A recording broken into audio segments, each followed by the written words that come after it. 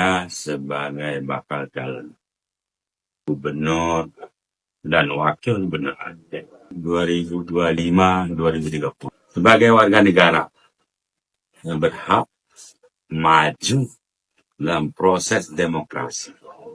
Aceh kebetulan pilkada itu dilaksanakan oleh Komisi Independen Pemilihan. Semua tahapan, mekanisme, dan aturan itu ada sekarang yang beredar, yang kita mungkin sama-sama sudah kita baca dan lihat bahwa saya tidak memenuhi syarat.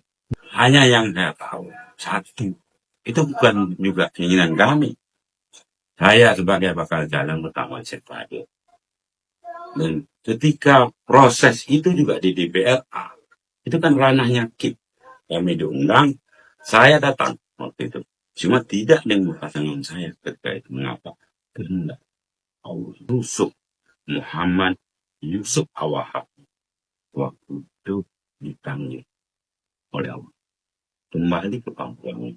Saya tanya sebelumnya bahwa mana ini? Ya boleh nanti tanda tangan dulu, nanti ketika ada pasangan. Ternyata ke sana saya tidak diizinkan tanda tangan. Itu proses. Ketika itu selesai, mereka mengatakan pada saya, nanti ketika ada pasangan kita jadwalkan lah. Ternyata sampai batas waktu yang saya tahu juga KIP sudah memproses itu meminta jadwal. Tapi juga tidak dilakukan. Di mana ini? Kalau ini terjadi, berarti kan ada unsur yang tidak legal. Katakanlah berusaha menjegal.